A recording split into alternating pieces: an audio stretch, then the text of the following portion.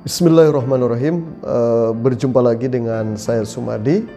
Kita lanjutkan pembahasan tentang pendekatan antropologi dalam kajian agama, termasuk di dalamnya kajian agama Islam. Walaupun pembahasan ini sesungguhnya relevan untuk juga agama-agama lain dalam konteks pendekatan antropologi.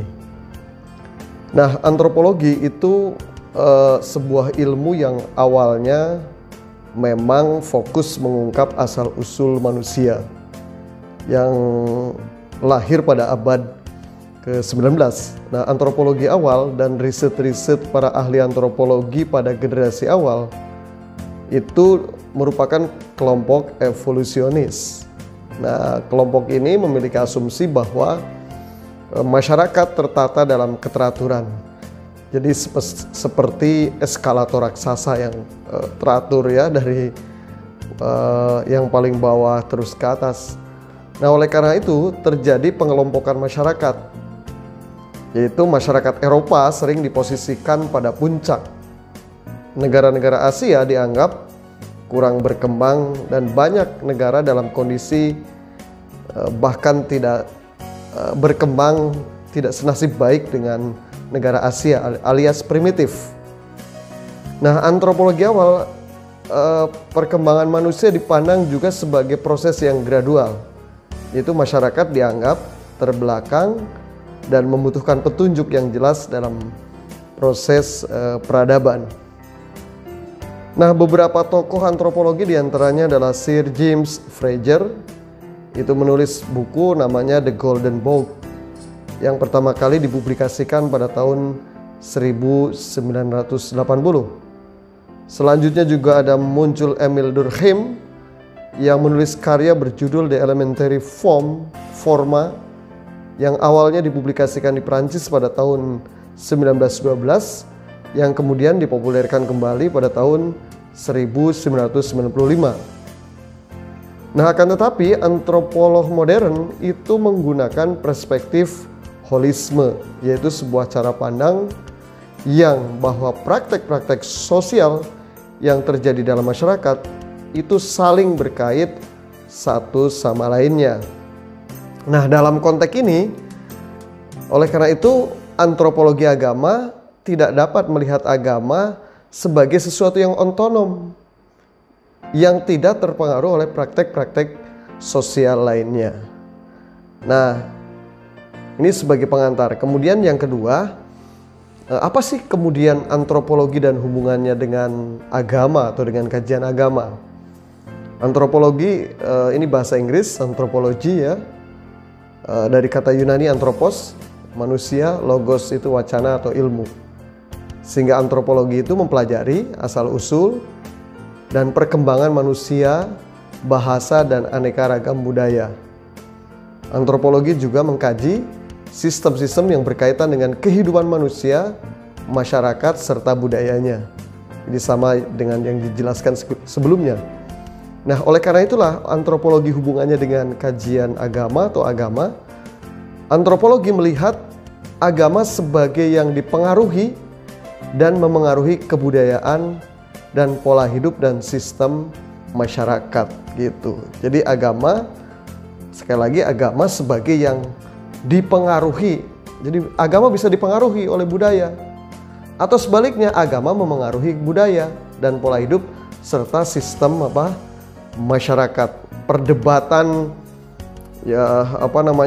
sistem negara di Indonesia, NKRI, apakah khilafah, itu juga bagian sesungguhnya memperjuangkan agama memengaruhi budaya atau budaya memengaruhi agama, sebaliknya. Nah, oleh karena itulah fokusnya pada dimensi kultural dari fenomena agama itu sendiri. Nah, oleh karena itulah, karena fokusnya pada dimensi kultural agama dan kata kuncinya secara antropologis apakah agama dipengaruhi atau memengaruhi kebudayaan, maka Fazlur Rahman juga menjelaskan bahwa dimanapun agama berada dapat memberi panduan nilai atau moral bagi seluruh kegiatan kehidupan manusia, baik yang bersifat sosial, budaya, ekonomi, maupun politik. Sehingga tak jarang juga agama menjadi faktor penentu dalam proses memperkat interaksi sosial budaya masyarakat sekaligus pemersatu bangsa. Nah teman-teman, oleh karena itulah fokus kajian dari agama dalam perspektif antropologi itu adalah salah satu upaya untuk memahami agama dengan melihat wujud praktik keagamaan, tindakan, perilaku, simbol ya, yang itu tumbuh dan berkembang di masyarakat. Oleh karena itulah pendekatan antropologi melihat agama, jadi tidak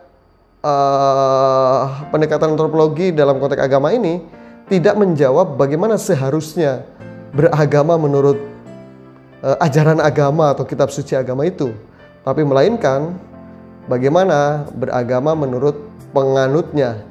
Jadi ini disebut dengan fenomenologi agama, mengkaji menelaah agama yang dipraktekkan oleh masyarakat. Nah, oleh karena itulah, karena antropologi melihat agama sebagai sebuah fenomena, ya, fenomena budaya, maka menurut Otto Mulder setidaknya ada 5 kajian dalam kajian agama dengan menggunakan pendekatan antropologis gitu. Pertama, scripture atau naskah atau sumber ajaran atau simbol agama. Jadi scripture itu sebagai naskah sekaligus juga sebagai simbol, sekaligus juga sebagai sebuah interpretasi pemikiran manusia atas wahyu Tuhan begitu. Kemudian yang kedua, para penganut atau pemimpin atau pemuka agama.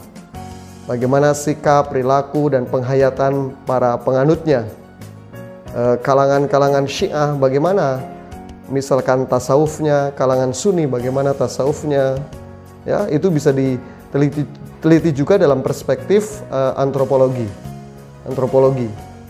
Atau bagaimana pemimpin-pemimpin agama yang kemudian juga terlibat di dalam politik, bagaimana sikap, perilaku, penghayatan, ya atas agama yang diyakini yang kemudian diimplementasikan dalam kegiatan politiknya. Kemudian yang ketiga adalah ritus, lembaga atau ibadat, misalnya salat, haji, puasa, perkawinan, waris, itu juga bisa dikaji secara antropologis. Kemudian yang keempat, alat-alat atau sarana, misalnya masjid gitu. Kenapa masjid ada yang menggunakan kubah dan atau tidak gitu, atau gereja? Kenapa ada beduk gitu, lonceng, peci dan semacamnya gitu. Kemudian yang kelima adalah organisasi keagamaan, yaitu tempat penganut agama berkumpul dan berperan, misalnya seperti NU, Nahdlatul Ulama, Muhammadiyah, Persis, ya, ada gereja Protestan, Katolik, Syiah, Sunni dan lain-lain. Sehingga kelima ini merupakan sebuah fenomena budaya yang merupakan hasil pemikiran dan kreasi manusia, yang ini menjadi salah satu objek kajian dari agama menggunakan pendekatan antropologis. Nah, ada beberapa pendapat agama dalam perspektif antropolog. Yang pertama, Emil Durkheim. Emil Durkheim ini dalam beberapa karya disebut juga antropolog, disebut juga sosiolog. Dalam buku Peter Connolly justru disebut antropolog gitu. Tapi dalam beberapa kajian memang salah satu tokoh sosiolog. Nah, Emil Durkheim ini ya, yang hidup 1912 kemudian sampai 1965. Dalam karya yang terakhir itu namanya The Elementary Form of Religious Life, ia memusatkan perhatiannya pada bentuk fakta sosial dan material, yaitu agama. Temuannya adalah bahwa sumber agama itu masyarakat sendiri. Nah, ini yang penting. Jadi masyarakatlah yang sesungguhnya membangun, mengkonstruksi agama yang diyakini, yang diamalkan, dan dipercayai sebagai jalan hidup begitu.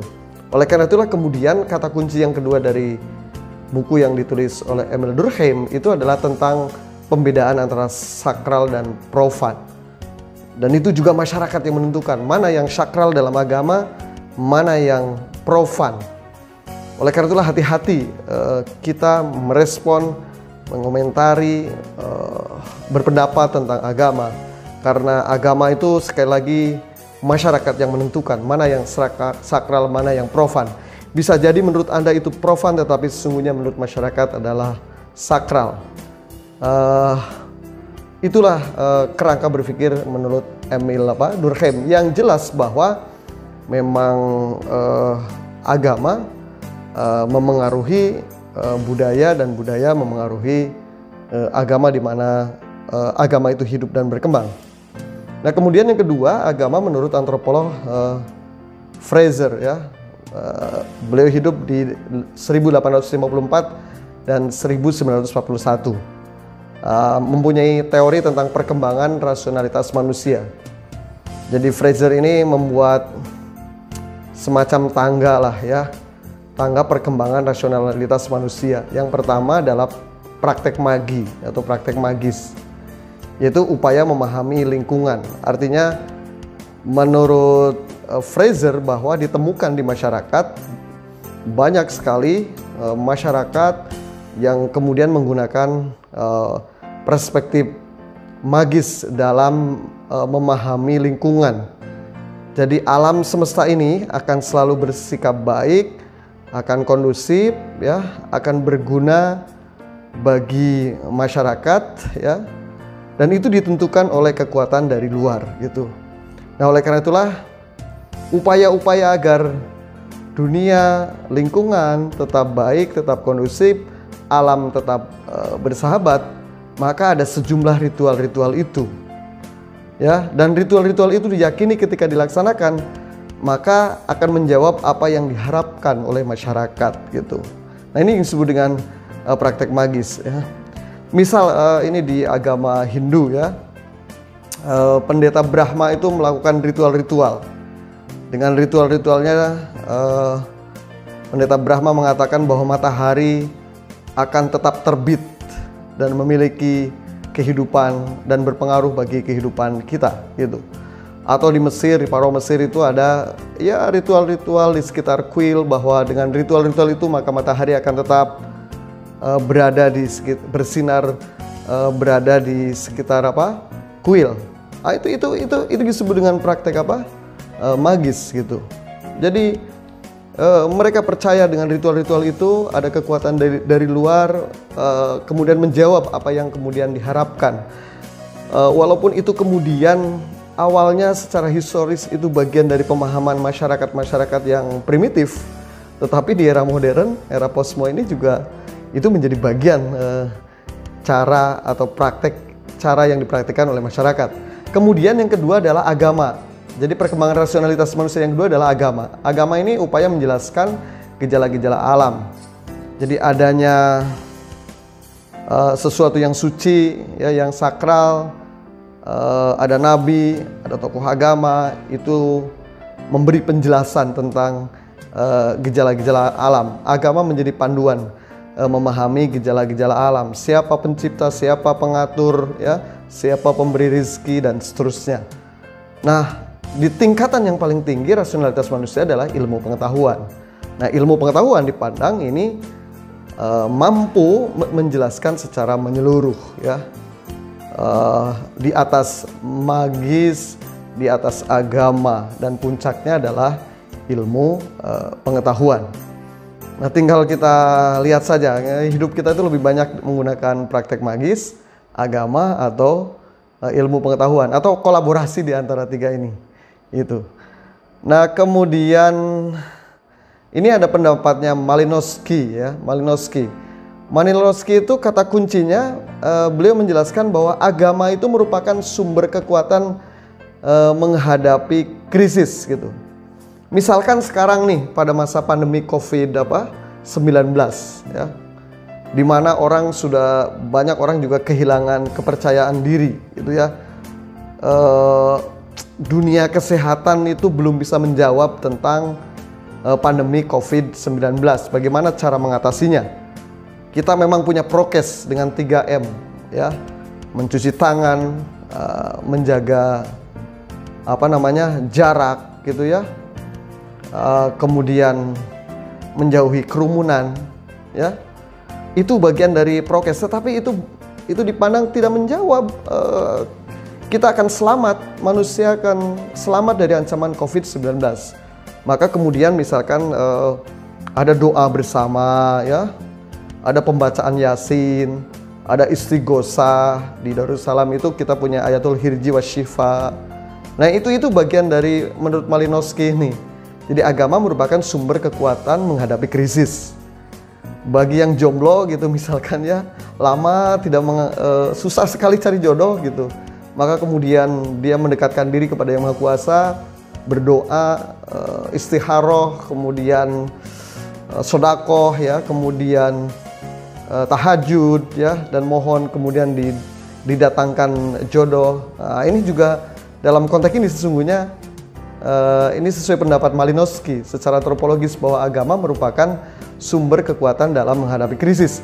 Atau misalkan masyarakat Pangandaran itu setiap tahun itu mengadakan sedekah laut atau sedekah bumi, sedekah laut ya. Para nelayan kemudian berdoa syukuran, memotong kerbau gitu ya. Salah satu simbolnya begitu. Dan kemudian berdoa dan supaya kemudian laut memberi berkah kepada para nelayan masyarakat Pangandaran. Itu juga sesungguhnya dalam kerangka Malinowski, agama merupakan sumber kekuatan dalam menghadapi krisis. Nah, dalam beberapa tulisan antropologi misalkan ini ada kehidupan keagamaan suku Trobian. Kehidupan keagamaan suku Trobian itu yang hidup di pulau-pulau Tenggara Papua Nugini. Jika mereka tidak bisa menghadapi dan mengontrol cuaca buruk, angin kencang, ya, ikan yang buas gitu, tsunami dan lain-lain, mereka kemudian beralih kepada agama, melakukan sejumlah ritual agar bencana, angin kencang, ikan buas itu tidak menjadi sesuatu yang buruk bagi kehidupan mereka. Nah, itulah agama secara antropologi. Terima kasih. Mari kita diskusikan bagaimana kajian-kajiannya dan proses-proses dalam implementasi di dalam kehidupan. Dan sesungguhnya kalau kita gunakan kerangka-kerangka berpikir dari para pendapat antropolog, menurut saya ada sesuatu yang masih sangat relevan untuk mengkaji kehidupan yang modern ini begitu. Terima kasih. Assalamualaikum warahmatullahi wabarakatuh.